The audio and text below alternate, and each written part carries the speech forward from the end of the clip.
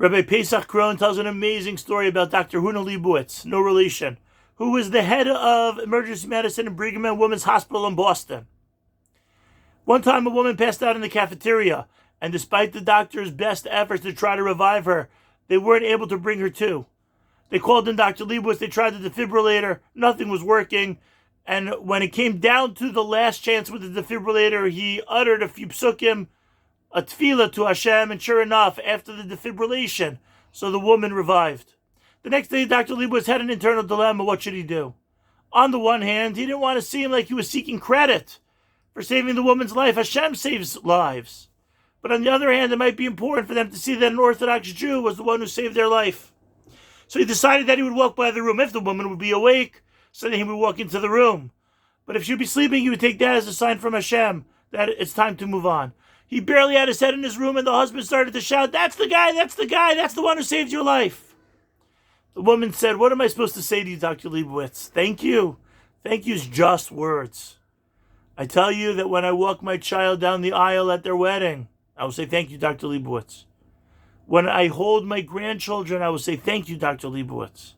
And when I sit at their graduation, I will say, thank you, Dr. Lebowitz." Because it's at those moments when it'll be even more clear what an important thing you did for me yesterday. The Gemara in Ksuvos tells a series of anecdotes. Shmuel was walking across a rickety bridge, and a man helped him across the bridge. Shmuel said, "What brings you to this point?" And the man said, "I'm actually coming to your court to have a case judged." And Shmuel said, "Whoa, you helped me across the bridge. I can't judge that case." A Maimar had somebody remove a feather from his head. And he said, "Oh, that guy, you removed a feather from my head? I can't judge his case." Mar Ukva was walking down the street, and the guy ran to wipe spit away from Mar Ukva so that he wouldn't have to see the disgusting spit. And Mar Ukva said, "Whoa, you're coming to be judged in front of me? No, you did me a favor. I can't judge the case." Rapam says, "What's going on over here?" These people did a small act, and the Amoraim were afraid that they would deviate from the truth because of such a small thing that the person did. And Rapam answers yes. Because what makes these Amoraim so great was their Hakaras Hatov, that there was no such thing as a small act. Somebody did a favor for them. They valued that. They put importance into that. So much so that they were afraid. Well, the guy removed the feather from my head. That was so important to me that I better not judge his case. I'm worried that I might not see things honestly. We might have seen those acts, the removal of the spit, the removal of the feather, the help across the bridge. We might have seen those as small because, what was it? No money spent, a few seconds. But to these Amoraim, those acts were big. And that's why when the Parsha this week, Shoftim v'Shotrim, gives us a code of conduct for the judges, don't take bribes.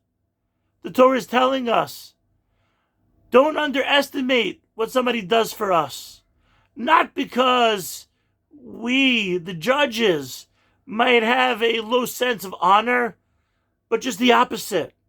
Because somebody who's a judge, he should have a real appreciation of what a human being is and what when somebody does a favor for us, what that means.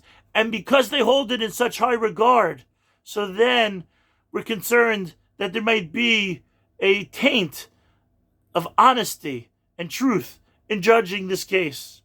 The Gemara says it's not just money that could be a bribe, even a nice word could be a bribe. If we understand that when somebody says a nice word to us, how important that is to our lives.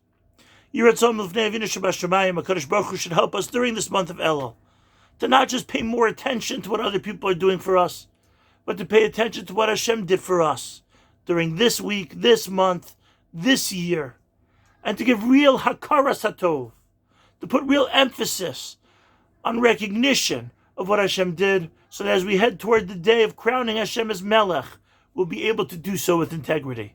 Have a great Shabbos.